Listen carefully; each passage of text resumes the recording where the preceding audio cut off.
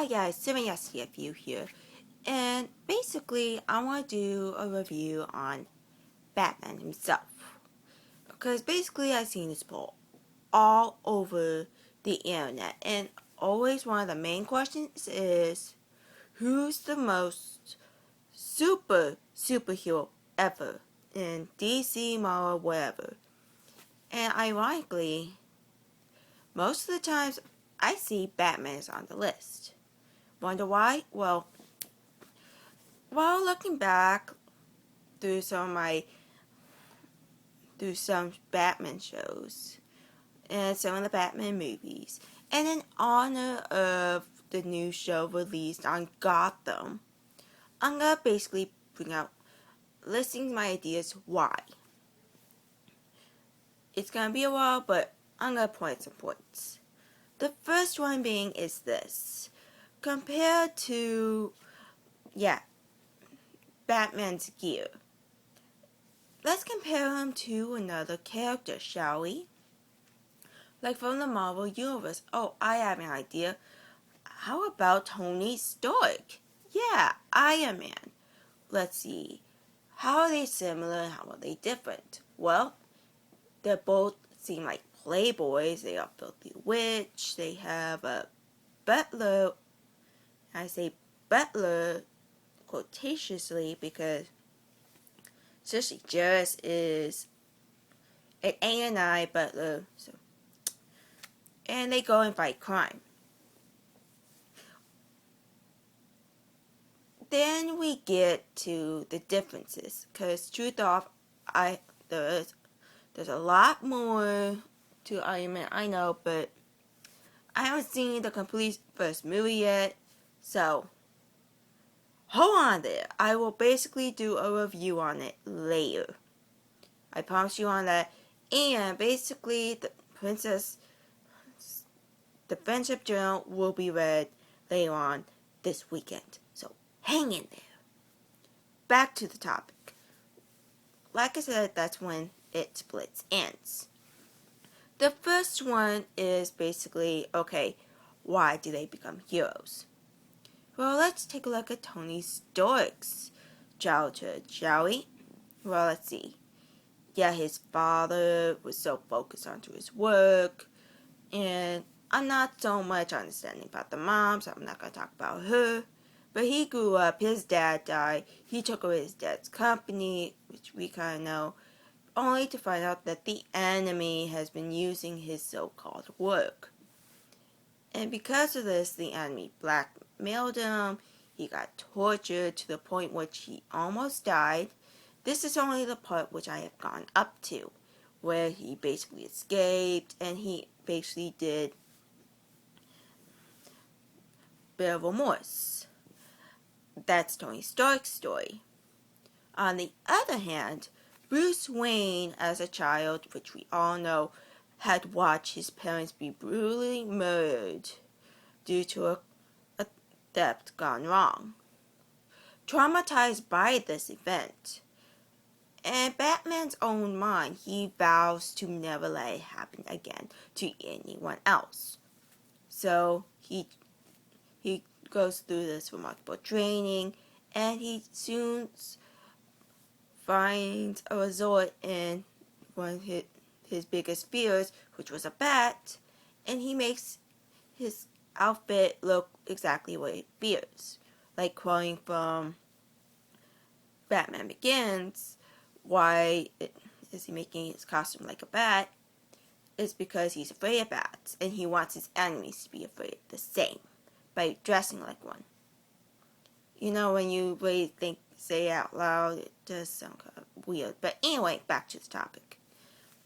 Like I said, this is where it splits down. The first one is like the childhoods are different. The second one is the reasonings why. Like it states, he really wants Bruce Wayne, basically, even though it's kind of different in Gotham, I haven't seen the full episode, but it does get quite dramatic. He wants to make sure no one else has that event happen to him again. Truth be told, we don't know who killed his parents. So unlike the original Batman story, where they stated that it was the Joker who killed his parents, we still don't know. It was a mysterious mugging gone wrong. Heck, we didn't even get to see what the mugger looks like. Tony Stark, on the other hand, yeah, he basically still wants to somewhat get revenge, but he wants to turn things around. He wants to right the wrongs that he had made. Okay, third thing, how they present themselves. Let's see. The Dark Knight works in mysterious ways. He does not go off, paparazzi himself, kind of unlike the scene from Batman and Robin where they never made public appearances, to Tony Stark. Tony Stark basically revels in it. He lets everyone know not only is he Iron Man, but basically he does spread his knowledge saying, hey, not only I'm rich, I'm wealthy, I'm smart, I can do that. Okay.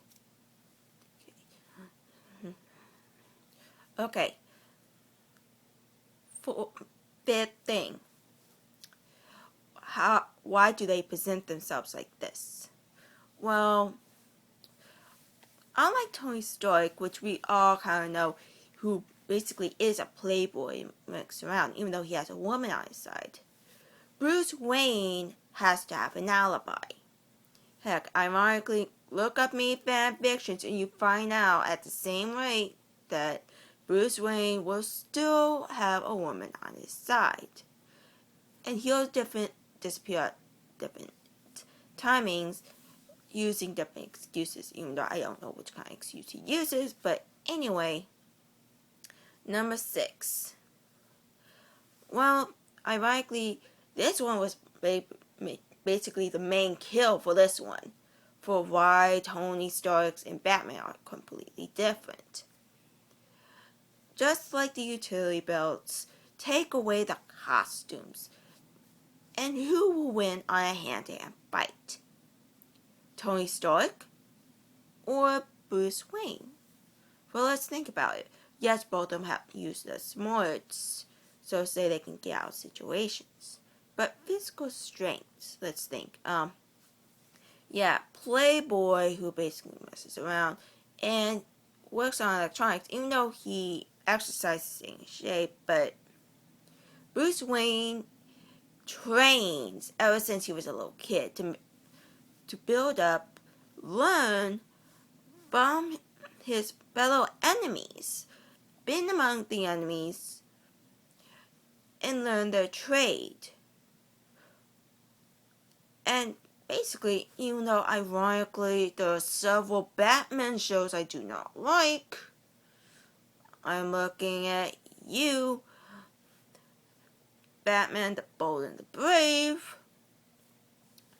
that Bruce Wayne has a muscle. Heck, I'm not surprised to see in the movie when he takes off his shirt, he has a freaking 6-pack. That's one of the difference. And not only that, like everyone knows, he has a deep, dark side. He has a depressing back story. He fights for the good and so on and so forth. But why do we like him? Right? What about Superman? He has a backstory. Well, he didn't. Let's see. Yeah. He basically is an orphan, that's true, but he grew up with powers and he had to learn how to control them as a kid. While Bruce Wayne struggled as a kid through the streets to make sure he basically learned these techniques. Okay? Well, how about Bruce Banner? He's also a dark character. Yeah, but he got experimented on, while basically Batman, Bruce Wayne, did not go through any experimentations. Let's see. Oh yeah. Wonder Woman? She was not said. I'm not going to get much into this. I'm not feminine. I am a woman. I will stick to my guns. Let's see. What other? Flash? Seriously? Yeah, when you really get down to it, there's a lot of animated superheroes, but we still like to stick with Bruce Wayne. Not only because he does look like he may need a shoulder to cry on, but at least he knows what to do with some of the women. Even though, yeah, he's been flirted with several times by the enemy, but he basically sticks to his guns. And he has always told Catwoman that relationships never work out.